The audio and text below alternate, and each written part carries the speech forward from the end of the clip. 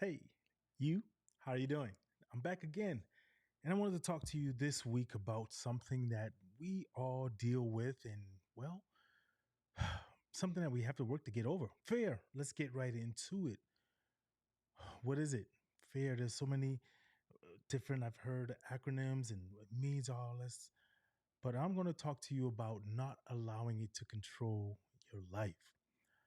So we just got back from our cruise and now I'm redoing things and I'm trying to figure things out and I feel lost. I got back and I had the out of the office emails and like close to 500 different emails. And, so catching up to some of those things, catching back up to the groove and seeing how things are doing.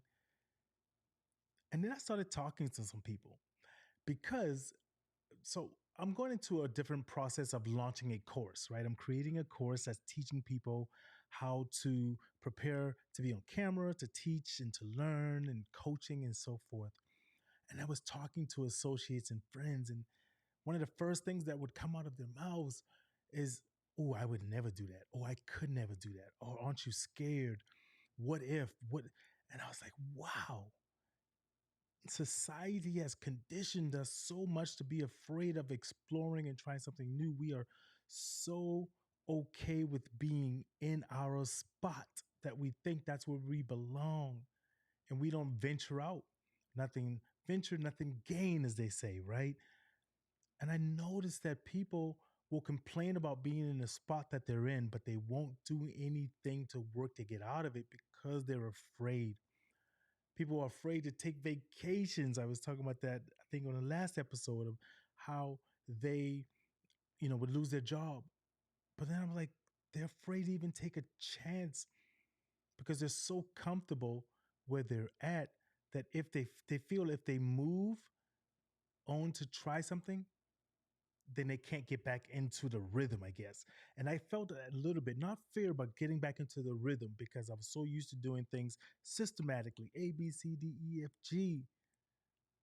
And then all of a sudden we went on a cruise and then we going and I was just relaxing and I was like, what is work? What is what?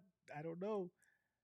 So then my question to you is what are you willing to do? What are you willing to give up to get that goal that you want? If you want that new position, if you want that new job, if you want that new career, that new spouse, that new car, whatever, what are you willing to do? What are you willing to give up to get it? Do not let fear hold you back. It's okay to be afraid. Like Miyagi, when he told Daniel-san after he got kicked, he said, after he got kicked, he said, must not, Daniel-san.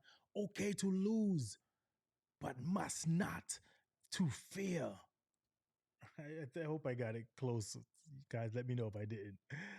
But, right, he told him, it's okay to lose, but don't let fear be the reason why you don't at least go after it.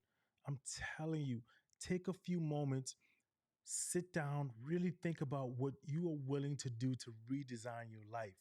And while you're in that process of redesigning your life, let me throw a shout out to my sponsors here, Pier One. Start to redesign your home as well with Pair One. Make sure you go check out the discounts that we have on our website, lionfly.com/Pair One. Start the process of redesigning your life and your home. Thank you so much, Pair One. But as I was saying, though, we are in that point where you cannot let fear tell you that you can't redesign your life. You cannot let fear say that, you know what, I want to move but I don't know what the neighborhood would be like. I've lived in this city so long. What happens if I move and I don't like it? Well, you don't like where you're at now. You're continuously complaining about it, but you're comfortable. You have to get out of that comfort spot, they say, right? You have to get out of that position where you're sitting there, you're thinking to yourself, I'm going to be here for the next 40 something odd years. Is this what I'm going to be dealing with? Yes, if you don't get out of it and change it, absolutely that's what you're going to be dealing with. And then you know what else you start to do? You start to show that your downline, your kids, you start to show them that it's okay to be in that same kind of position and then they pass it along to their kids and your grandkids and everyone else. It's okay to be in the same position that you don't want to be. Please don't get it wrong. If you are okay being there and you're happy, then there's nothing wrong with that. There are some people who are content, and that's absolutely fine. For an example, myself. I don't want to be wealthy. I don't want to be, all of that. I want to be well off. I want to be to the point where my family's comfortable and we're good and all that. I don't. I'm okay with it, and there's nothing wrong with you being okay to be in a position that you're in if that's what you choose. But if you're someone who's sitting there saying, "I want more, I want different," then you gotta go and get it. You got to. You got to say to yourself, I'm ready. Let me go and rock this. And I need help. That's one of the keys. You are not going to do it by yourself. Don't think you are. There's not one person here in this world who has made success by themselves. They put themselves in positions to hire people who are smarter than them, who are better at different strategic planning than they are. And that's what you need to do. You need to find a coach. If you're looking for a life coach, you're looking for someone to help you in a relationship, find a relationship coach, intimacy, find a sex coach, whatever. Find someone who knows patterns and different ways to help you get to where you want to go. I give you permission. If that's all you needed, you got it. You got permission. I give it to you. It is okay to say, I want more. Forget this thing of when people say, you should be humble. No, you should be hungry. You should want to get out of the place that you are at if you do not want to be there. As I said, if you're okay being there, there's nothing wrong with that. But if you're someone who's listening to this and you can hear my voice, or you got up in the nighttime and say, I got to do something different, maybe go back to school, maybe learn a trade, because that's one big thing that I tell my kids all the time and I harp on. College is not the answer for everyone.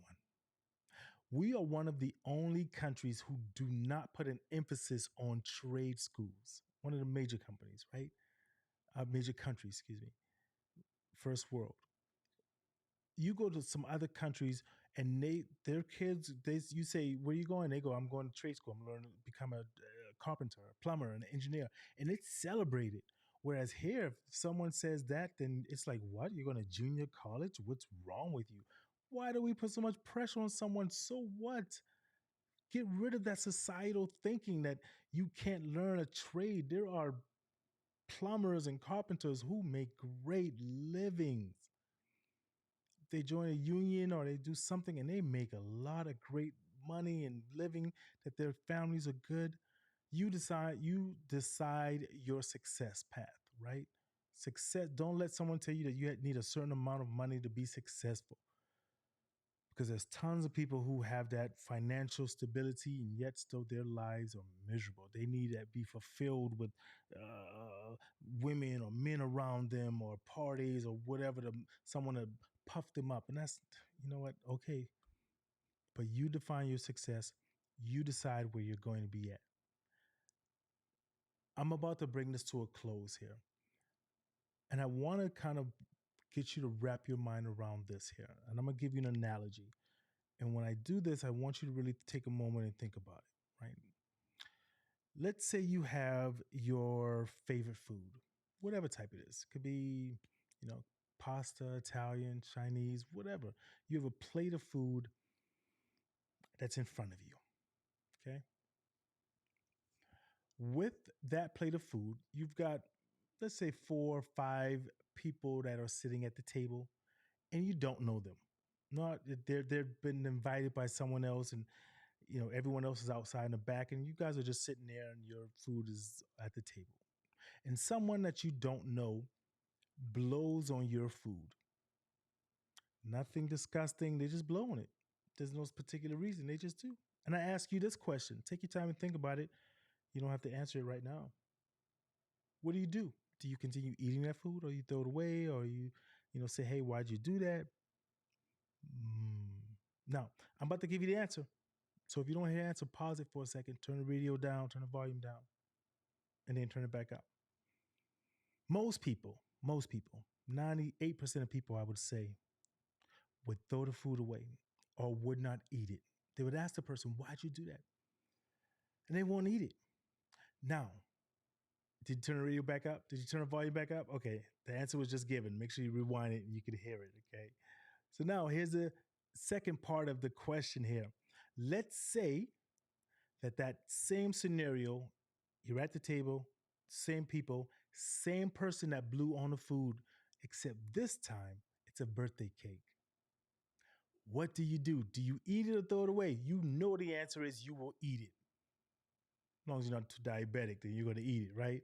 But you're going to eat that cake because society told you that it's okay to do that if someone else blows on it, but don't do it to your food if they blow on your food, right? Do you see what I'm saying about the way that we're trained to think? Break out of it, get outside of that box, think outside the box. And then when you break it down, it's still the same germs, and it's nasty about a birthday cake. Someone's blowing on it, there's spit, all of the germs from the candles. Oh, don't get me started. But you have the ability to change. Start the process now. I can't wait for us to get on this road. If you've got a question, if you got a comment, if you've got a story that you'd like to share, send it to me on our website. We have a place where you can either write me, lion@lionflood.com, or you can even leave a voicemail sort of at lionflood / speaker. It's going to be on the web on the show notes. You'll see it, right? You can leave an anonymous voicemail. We've been enjoying the messages that we've been getting. We want to ask you to keep working to redesigning your life. I'm going to ask you to keep living while you are alive. And if you're looking to get into doing some video content, I have a 3-day challenge that's coming up at the end of November, the 28th through the 30th, in which we're going to be working with people to show them how to structure their content to be on camera. Make sure you tap into that. Right, we have a private group where we're going to be having all of the challenges. As 3 days, it's a safe place for you to be a little bit dangerous. Okay, so check all of the show notes for all of the links. Join our Redesign Your Life group, right? Positive people in a positive place working towards one positive goal. I like that. I think I'm going to make that a slogan. Positive people, positive place towards a positive goal. I'm going to figure it out. But thank you all. Take the time. Keep pushing. Keep living while you are alive.